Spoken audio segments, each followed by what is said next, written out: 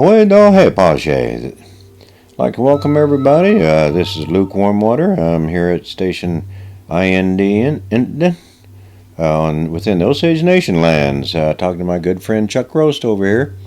We've been sitting here talking about what is an Indian, and we're trying to figure that out. And that is a question. What is an Indian? I'm saying INDN, but non-native people will probably say Indian, or they might just say Injun. My name's Lukewarm Water, and we're going to try to figure this out here. So if you can just kind of bear with us, this is my first question to everybody is, what does an Indian look like? Does Indian have one big eye right in the middle of his forehead? Does he have 16 ears or 37 lips? I don't know. Maybe it looks like you. Maybe it looks like me. Or maybe it looks like that corn dog from the Cleveland Indians, or the noble warrior from Florida and those in the Seminoles, or it could look like a Hollywood stereotype, with a noble red man, or the mystical metaphysical fool, or the aged grandpa. Oh, speaking of gorgeous. If any of you want to write in and get a picture of Lukewarm Water here at station INDN, I'll be happy to send you one. It's I look like a cross between Brad Pitt and Broken Feather from the cartoon. However, my wife Minnie Paul, she said I look like more like Broken Feather.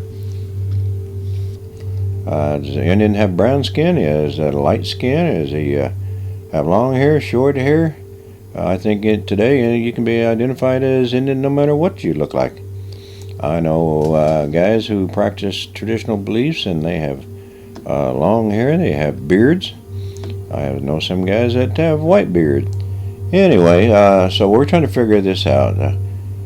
Maybe you guys can help us, and I've been, like I said, been talking to Chuck, and Chuck is kind of asking me questions once in a while, and we have people running all over the country trying to figure out, how to get their so-called Indian card.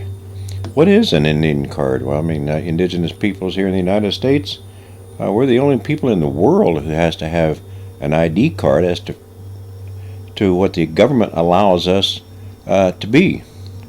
Without that card, we wouldn't be entitled to exist.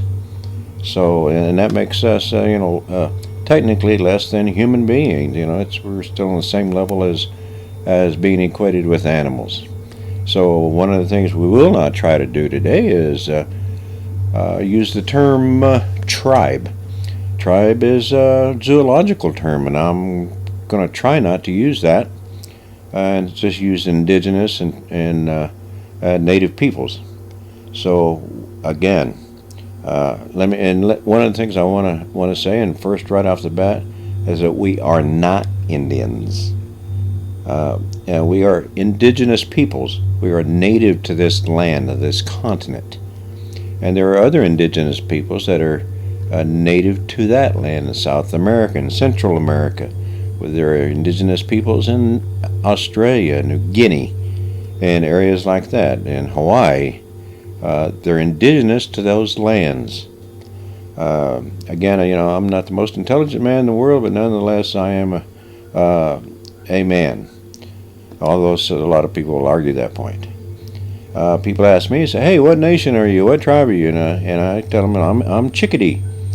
And one of the things that people don't expect to hear, and I always hear from some of the people that I'm talking to, they'll say, "Oh yeah, I've heard of that tribe."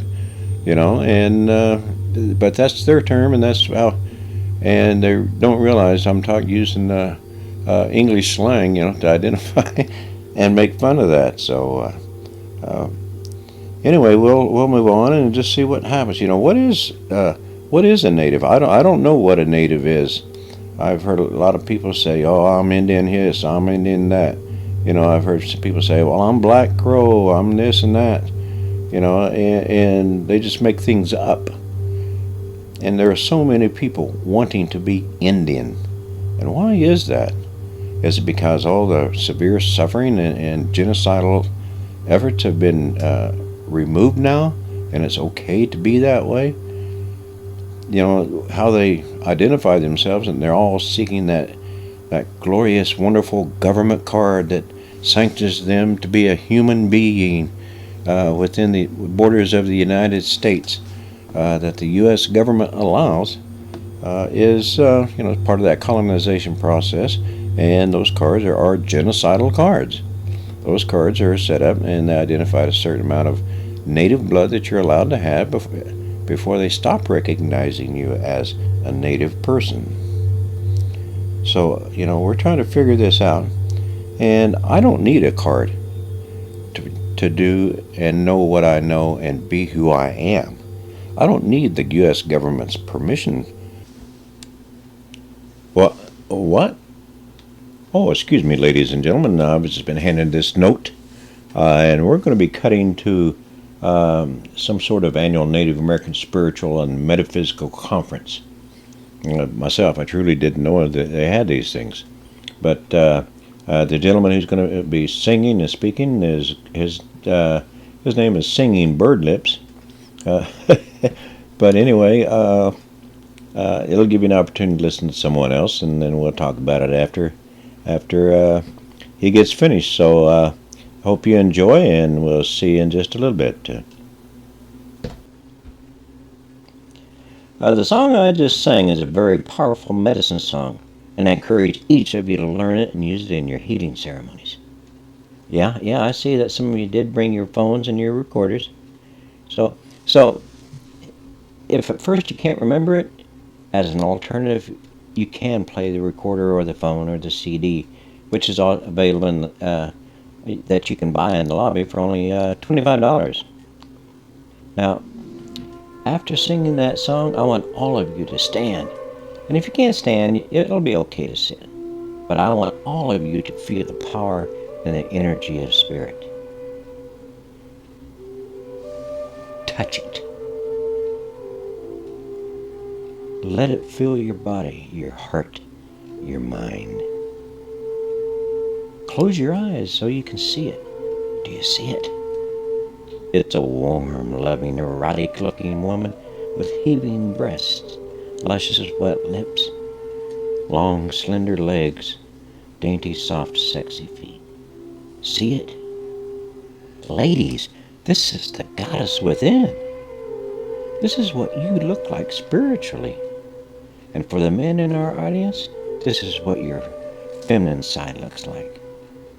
And I really, really encourage all you chiefs and medicine men to get in touch with your feminine side of who you really are.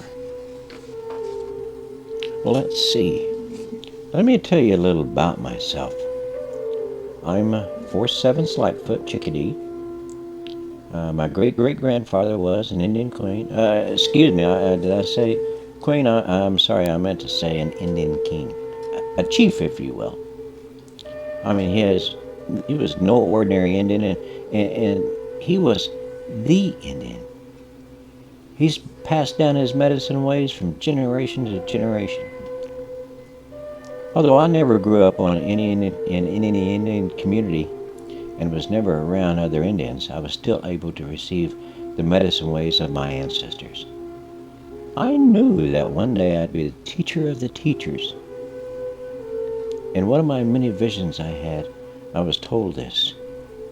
And my spirit leader is stalking wolf, growling bear, leaping elk, flying eagle. He is the one who gave me the new medicine song to share with you. And again, you can buy the CD in the lobby. I might also add I have a purifying sage spray, pop-up sweat lodge kits, and at-home Sundance kits, which also comes with my new book, Sundancing for Dummies, which you can do in the comfort of your own living room. I also have available something new, which has just been patented and is now on the market. Self-heating sweat rocks. These two are also available in the lobby for a modest sum. Well, anyway, let's talk more about me. I'm going to sing another song that was taught to me by one of my grandfathers. When I started that song, they indicated to me and told me afterwards that they had technical difficulty and could not record that song and it did not broadcast over there, and I really apologize for that. But I'll continue. You can sing this song anytime during the celebration ceremony, say like an Indian wedding ceremony or a bar mitzvah sweat. You could also use it in tonight's conference sweat. Now, for the next portion of my presentation, I want to speak of the sacred foundation. This foundation is one of balance and strength. If this foundation is not in good condition, pure and balanced, we are susceptible to imbalance. Thus, when things go wrong in your life, and we have to consider that the imbalance plays a big part in the lack of balance. Now, you can do this with your partner or you can do this with yourself. No, I'm not talking about anything nasty now. I will ask this beautiful, erotic, spiritual person sitting in this chair over here, just for demonstration purposes. Now, you take your sacred ceremonial painted washing bowl with some water in it. Now, if you're not able to make your own bowl, or a wooden bowl from your closest Pier 1 store will do. But you must remember this bowl has to be painted in the sacred pastel colors of the earth. And if you can't find the traditional pastel paints, well, you can go to Hobby Lobby or a local hardware store. In addition, these paints can also be purchased in the lobby. Your partner places his or her feet in sacred ceremony washing bowl. The sacred foundation must be pure. While working on the foundation, your partner must be breathing with every touch. Breathe in through your nose and exhale out your mouth. Be sure to make the pure foundation noises and a low but high-pitched moan.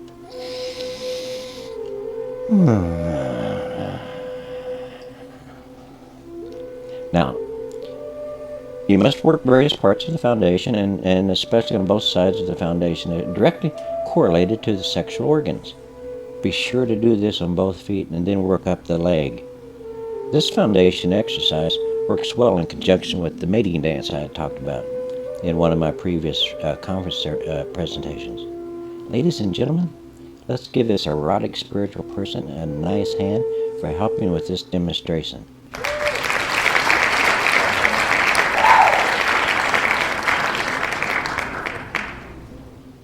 Next, I will demonstrate.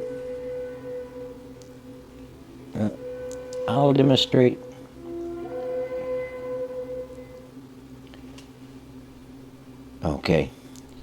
Look, I can't do this anymore. Ladies and gentlemen, look, I'm not the man you think I am. No, I'm not a flat-chested woman. The truth is, I am not singing bird lips. My name is just plain old Jim.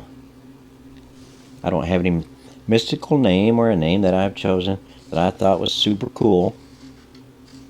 I stumbled over a Native American chat room on the internet, and I just made up the name. I actually wanted to see how far I could take this whole thing about being an Indian medicine man. Like I said, my name is Jim. I am Indian. I'm the real deal. I'm from 2 recognized nations, and I am also part white, but I just can't prove it. And I've been trying to figure out why all of you have these make-believe Indian names. Like you, Little Belly. At least lose weight if you're going to use that name. I mean, you weigh, what, 350 and you're still growing? Whispering Eagle. I mean, come on. If you're supposed to be from an extinct tribe of Indian, then learn how to say that name in the extinct language. Just so you know, everyone, she asked me how to say Whispering Eagle in Lakota. I told her to learn it in her own extinct language, not Lakota.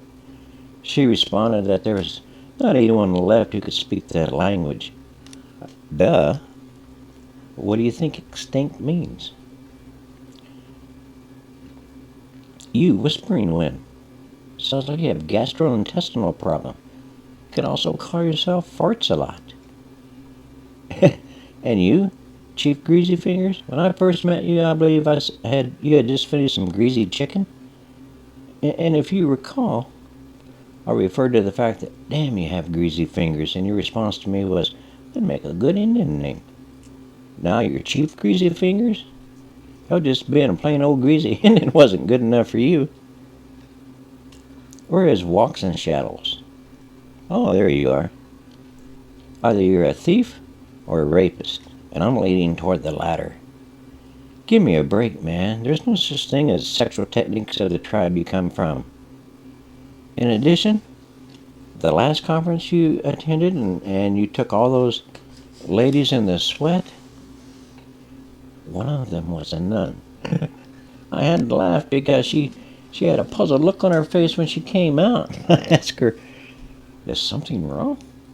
Her only comment while rubbing her breast was, man, those spirits had the biggest lips I've ever felt. I guess priest lips just aren't big enough for her. Shooting Star Woman, you're probably one of the few even who come close to the real name. Unfortunately, your reference to Shooting Star is only in connection with your orgasms. I mean, come on. Do we really need names like Fire Burning in Water, Blue Light, Dove Lips, Rose with Punches, Walks with Dogs, Possum Turtle? Give me another break. Bear Soldier, Indian Princess. You sound like you're a transvestite. Holding Division. Oh, come on. You know, I never heard of any real names. Why can we not just be ourselves? Why do we have to hide in order to be someone? Are we so desperate that we will believe anything we hear as long as it reinforces our own hidden identity? Take, for example, that first song I sang. You remember, I made it up. An hour before I came out, I made it up. I took several different things, put it together in a melody, and sang just vocals. You know, it just sounds based on some words. But no real words in the song. While I'm cleansing my soul, you know, there is no mating dance. I made this up. Just like I did the Sacred Foundation portion. I just wanted to play with those gorgeous legs. Again, you can see that we are so desperate for something that we will subject ourselves to anything and let others do as they please with us. Being part of a powwow can be a good thing. They are fun and it helps you get in touch with native culture. So at least learn how to dance. You know, I've been thinking about this for some time. Perhaps now what I can offer is just these suggestions that we can all stop the phony mysticism, stop the sexual abuse, and stop the bastardization of real spirituality.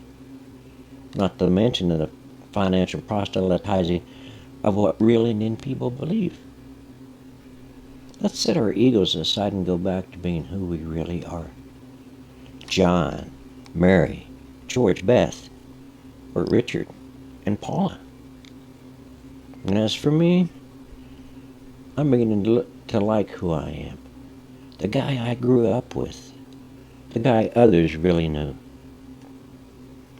Just plain old Jim.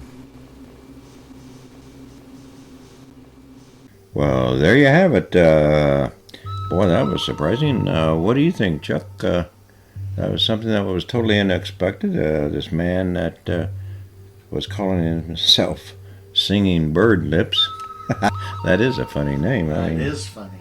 You know, and comes clean, and his name is just plain old Jim. I thought that took a lot of courage to, you know, especially on national broadcast, and that you know, he comes out and says, you know, hey, look, I'm really not who I am. So, however, some of the people with those names I thought was kind of amusing. The only one that I thought was pretty interesting, and I'd like to meet, is that one that's called Shooting Star Woman. You know, Yeah. You know, if my wife Minnie wasn't listening, you know, I'd give her my telephone number over the air here, Hey, and maybe she'd give me a call. There you go. There we go. You know, Yes. you know, so I sure make your stars flow.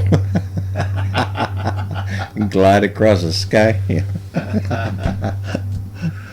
But maybe that's what we're talking about here when we're talking about what is being an Indian. And that those names that they make up really doesn't make you Indian, and but then again, maybe it helps them identify with their own concept of their national origin. I really don't know how to interpret all that. I admire the man Jim for coming out, admitting that he was a phony. I mean, not necessarily a phony, but he made it all up.